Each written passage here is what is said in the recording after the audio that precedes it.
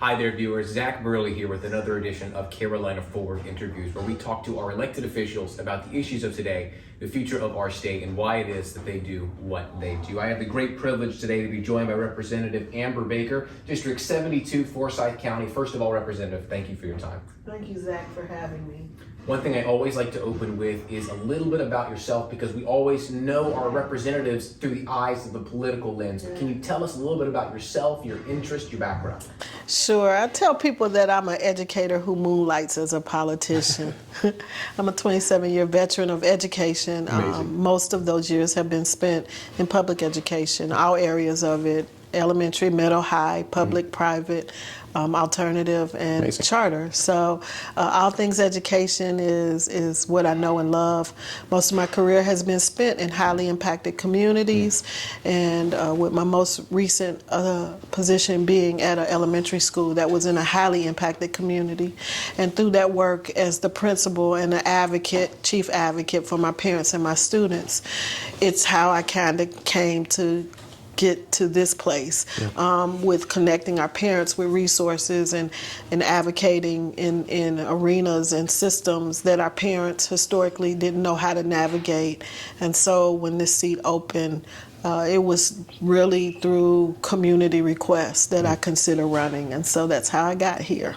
That's amazing. Now, I imagine that it's got to be the school system is one of your answers for this, but what motivates you to do this? Why choose this life of doing this dual thing, going to rallies to represent your district? What are the issues, the things, the people that motivate you to do this? So I'm from Louisville, Kentucky originally, and this idea of social justice work and engagement has been a core of who I am from a small child, with my aunt and her involvement in the Panther movement in the late 60s, early 70s, from integrating the schools in Jefferson County, Kentucky in 1976, to attending Howard University and protesting for the against the South African embassy, taking buses to Chicago to work on the Harold Washington campaign, to taking over the A building because our student paper editor was being suppressed by the administration, and we wanted to show support for that. So it is just who I am. And so I either was going to do it in a political arena or to continue to work in the community, because advocacy can show up in many different ways. And so this now puts me in the room where decisions are being made and policies are being developed and drafted. You're exactly right about that. And I imagine that being a public educator and having spent so much time in it, it's got to kind of wrench at your heart to see the defunding, the dismantling, the attack on our public school systems by Republicans in the legislature. For someone with your background in public education, how does it make you feel to see the attack? We're going to invest in students, not systems. This whole attack that's been going on these past few months. So it angers me most of all, because it is a system of defunding that they started 10 years ago, right? From the elimination of positions and failure to fully fund public education, failure to continue to pay our teachers at a rate that allowed them to make a decent wage while taking care of our children, right? And now this false narrative of what they're putting forward in terms of critical race theory, which we know is not a thing, right? And the suppression of content because they want to rewrite history. So for me as a public educator, it's incumbent on me to fight back with every fiber of my being, including shooting a hole in the narrative that you have created the state that public education in, and how dare you now stand as the definitive authority on how to fix something that you broke. So that is how I fight back. I want to talk about something that has really been on the minds of Americans for the last couple of months, but has really hit home recently with the debut of this abortion ban that is now running through the legislature, that now sits on Governor Cooper's desk. I want to ask, on the front lines of that, I mean, we talked about during this event we just had the protests that were going on, and I saw the video of all of the members walking through, filing a protest on the floor. What has it been like on the front lines of this battle? Because I think for a lot of people, this is not where we thought we'd be. So, one thing, insurgency is kind of the continual protest, right? Well, I'm sorry, protest is continual. Yeah. Insurgency is what we saw this week. The protest against the ban has been ongoing for nearly 3 years now. And so what we saw happen this week was the insurgency of it all, that the people are saying this is not what we want.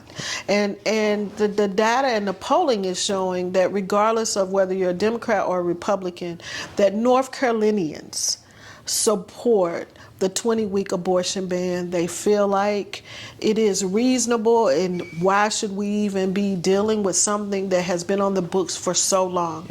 And so what we're continuing to see is that there's a problem that is created by the other side, and then they show themselves as the defender and the fixer of the things that they have created. True. And so that's what we're dealing with. I, along with my remaining colleagues, Democratic colleagues in the House, and I would even say in the Senate, remain committed to fighting this and all of the other bad policies with every fiber of our being, using every resource that we have, litigation, working through the governor's office, public pressure. I think it's important for our voters to understand that right now you have the power. We cannot let off the gas, that we have to continue to do a fight both in the legislature and outside of the legislature. I know that's been a lot of bad news, so we're kind of shifting from one bad topic to the next, but in the state Supreme Court, they've just reversed their own decision on gerrymandering and voter ID. Can you talk to how those decisions are going to affect democracy in our state? Because you're in an area that they've been taking the carving knives to, Forsyth County, Winston-Salem, this area. They've been carving it up for a long time, and now they're empowered to do so again. Correct. So what people, even those who consider themselves heavily involved in the election process, don't understand that when we don't vote all the way down the ballot, and that we don't familiarize ourselves with the judges that are on the ballot, this is what we get. And when then Chief Justice Beasley lost her seat by less than 300 votes, people could not understand the impact that created. And so that single loss is what set us up for today. But with that being said, if we are as diligent and persistent in the next race involving our judges, then we can always change that. So it is really critical for people to understand that the legislation that they overturned just had its final decision just a few months ago. And so really the message I want to say is that people have to stay encouraged. We have to continue to fight. We can't concede anything. And that we have to continue to educate ourselves.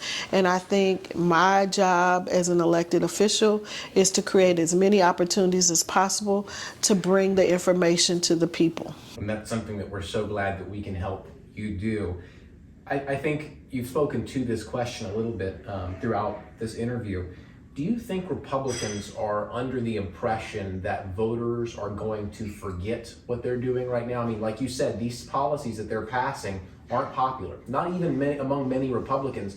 Do you think that they think we're going to forget that when we get to November, we won't remember these things? And if you do think that way, regardless, how do we make sure that the voters don't forget? What I think that they are doing is they're relying on how quickly news cycles change, right? And so I think that they have taken the approach that we introduce all of this horrible legislation in a compacted way. And so it's like a death of 1,000 cuts, right? Yeah. We're not going to do that. We're just going to do one major cut. We're going to introduce the abortion ban, the voter suppression bill, the budget that has almost 400 pages of legislation in it, right? the suppression of content being taught in schools. We're just going to do it all at once in a condensed way. And then we're going to dismiss for a week, hope things die down, come back, pass the budget, get out of there, and let this all die down. Because what? When the next big thing happens that's not legislatively related, then we're on to the next news cycle. So I do think that that's what they're counting on. We filed in December for a March primary. Well, you realize that this is April, May now. December is like 10 years away in terms of a news cycle, right? Yep. So it's incumbent for us not to get off of our messaging, to continue to push forth the messaging. As Democrats, we are committed to letting people continually know that we are the party that is for the people. We are the party that's for health care. We are the party that embraces the right for you to love whoever you want, however you want. We are the party that believes that health care should ensure that anyone who needs to go for any type of procedure should have that access. We are the party who also believes that we should fully fund public education and that is a non-issue. We are also the party that doesn't believe that our corporate businesses should not pay zero, sales tax, that our corporate businesses who have stockholders who get paid and board members who get paid in residuals more than some people make in a year. We're not that party. And I do think that at the height of when we were our strongest under Governor Hunt, that he was able to recruit businesses here. We had a reasonable tax expectation of our businesses, but we also had strong public education. We also were the ones to first introduce, pre-K. We were also strong community colleges. So the argument that we have to have a zero tax base in order for businesses to come to our state is just an out and out lie. Businesses want to come where there's a good, strong educational system that's preparing workers to come into their businesses to help generate their product and ultimately help their bottom line. That's the bottom line. We have to continue to deliver that message so people can understand that. I shift as we close here to the more positive side of things, because unfortunately with the way the legislature is, Democrats are so very often on the defensive, and you're asked to do the defensive work rather than the offensive work of legislating. But still, there are things that have been passed in the legislature that Democrats have sponsored and passed, or have we talked about Medicare expansion just a few months ago. For yourself, are there initiatives or things that have been passed or perhaps in the works that you're especially proud of? What are Democrats doing, besides defending the citizens of North Carolina? What are the Democrats doing, or what have they done to help improve the lives of citizens here? So you can tell how many bills have been introduced by the bill number. And I think we're up to probably bill number 900 plus. In those 900 bills that were introduced, you had bills that was introduced by legislators that would now limit a victim of abuse in terms of what type of recourse they would have financially. You've had legislation introduced that would now support some type of expungement process for people that have a record as a result of evictions. Myself, I've introduced bills around providing additional resources to counties for summer learning. And why do we do that? Because the money that the school system gets, they have not always been forthright in sharing with community partners that educate children in the summer. So this would have been money that would have come into the city and to the county that would allow those kids that are not in summer school to take part in quality childcare. So you have a number of bills that are being passed that would have benefited people as a whole. But unfortunately, right, voting has consequences. And so when we fail to get out the vote, this is the consequence. The good side to that is every 2 or every 4 years, we have an opportunity to change the narrative. And so, I am encouraging people to stay encouraged, right? And that we have to continue to get people out to vote. We have to have the hard conversations in our circles of influence as to why we cannot give up. Because a bully moves by the silence or the fear of others. And so that's what we're seeing. We're seeing the legislators be bullies. And so I've always been a fighter. I didn't do well with bullies in school. I don't do well now. And you got a number of people in the legislature that has a fighting spirit and remains committed to fighting for the people of North Carolina. Sure.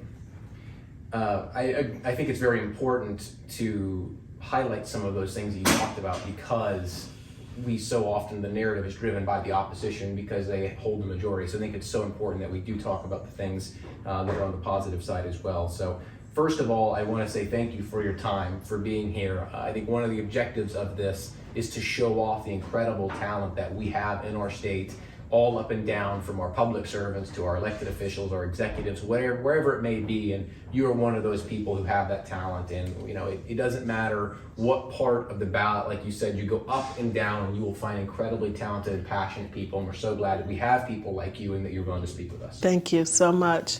And I appreciate this. And again, I want people to stay encouraged. Yeah. Right? Let the energy that you're feeling motivate you to continue to do the good work, because the good work is getting those quality people who run for office elected. That's exactly right. Folks, we want to thank you so much for being here and for tuning in. You can take a look at our bank of previous interviews with other incredibly talented and amazing people in our state, and keep your eyes peeled for more coming in the future. Thank you so much for your time, and we'll see you in the next one.